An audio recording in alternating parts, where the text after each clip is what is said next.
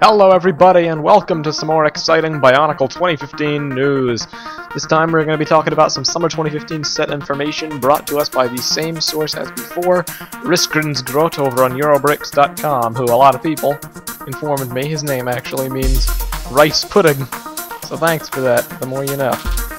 Okay, so today we're going to be talking about some more info he's provided. A bit of a disclaimer.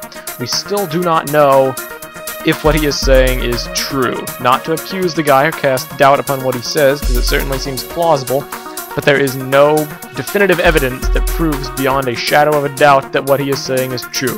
He's not provided any proof that he's seen the catalog or the images, or that he's even, or obviously no pictures, or else we'd be talking about those. So take it with a grain of salt. Certainly sounds plausible enough. Let's get into it. 70791 Skull Warrior is a slender-looking guy with a big bow made from the big curved bone pieces that are also used in Queen Beast and Sir Fangar.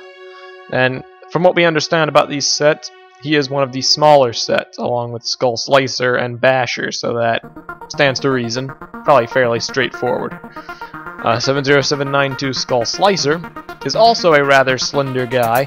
He doesn't have 4 legs, but rather 4 arms, and swords in every hand.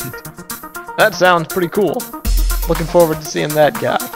And again, he's probably a smaller set, probably basic, but it would not surprise me if he had a gear function where you twist the gear and his arms slice in every direction, which would be pretty cool to see, not gonna lie. 70793 Skull Basher, on the other hand, is more bulky, with purple horns on his head and brandishing some kind of big warhammer / battle axe.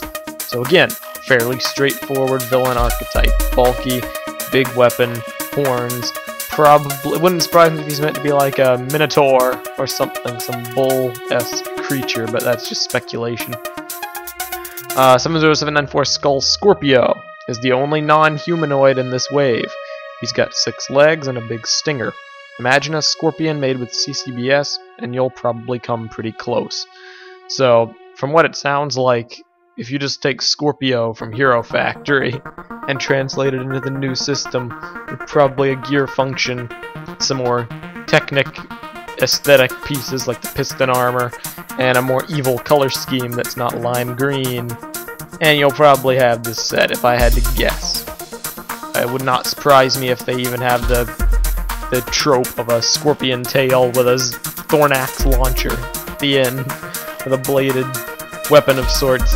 In fact, if I had to wager, that'd be the first set we'll see the thornax launcher in this wave, because it's still an actively used piece, even if it's not used in the first wave of Bionicle sets. People use it in the system. HF used it right up until the end, so just my predictions. And then finally, 70795 Mask Maker vs. Skull Grinder. Now this is interesting.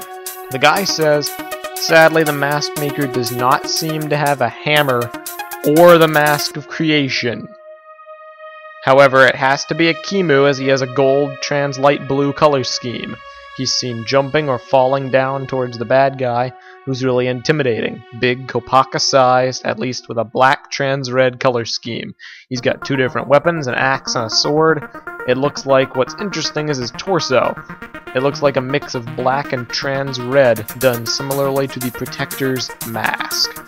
So right off the bat, biggest thing, he says no Mask of Creation, but in just the post from a couple days ago, he said that it does have the Mask of Creation.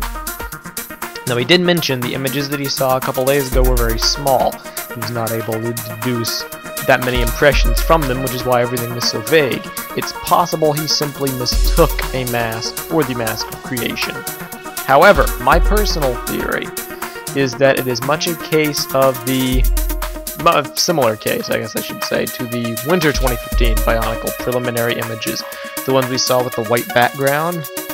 Some of them did not actually have the spare mask, the golden mask, pictured in those box art images, because they were so prototype they just weren't there. They had the skull spiders, they didn't have their golden masks. So here's what I think the case is. I think we're going to have a Kimu wearing the gold Protector mask that the Protectors placed upon him when he was buried in the sarcophagus, and we're going to have Skull Grinder, and they're fighting for the Mask of Creation, which will be the 3rd mask, the spare mask that is in the set, much like the Skull Spiders. or the Golden Toa masks, and that the image he saw may not be as final as it ends up being and may not have included that mask. Just speculation on my part, but based upon history that seems like a likely scenario, because I cannot see them not releasing the Mask of Creation this year. I understand the Ignica, when they first revealed it, it wasn't released until years later, but with the Mask of Creation, we were at NYCC, we saw the mold in person. It exists. It was a golden Mask of Creation, real gold, but it was there, it was the mask. They've already have a mold for it ready to go. So it would be very shocking if it was not in a set. That's pretty much all we have. The sets seem fairly straightforward, just like we would imagine, but the guy has said some interesting things that we can look forward to, kind of expect what they're going to be like if the information ends up being legitimate, which I hope it is. We do not know as of yet. But hopefully we'll see any day now. We're on picture countdown. They should arrive at any time. Worst case scenario, we wait till like January 28th and we see them at Nuremberg Toy Fair in Germany. So thank you all for watching. One last thing I'd like to address before I go off of this video is that I got a lot of flack in the last video for stating my opinions on the black and red color scheme that we've been promised being overused in Construction villain characters. I want to get something out of the way. I don't dislike black and red. It's a cool color scheme.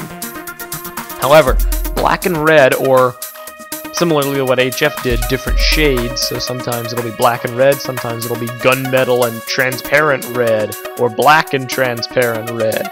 It's all the same thing, really.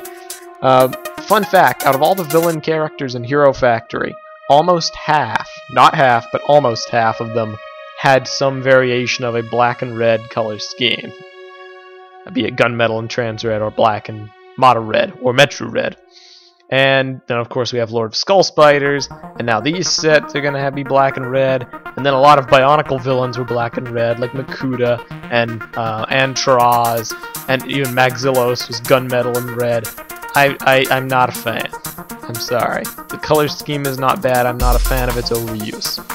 That was just my opinion. I'm sure if other people were doing these breaking news videos with me, they would not share those opinions.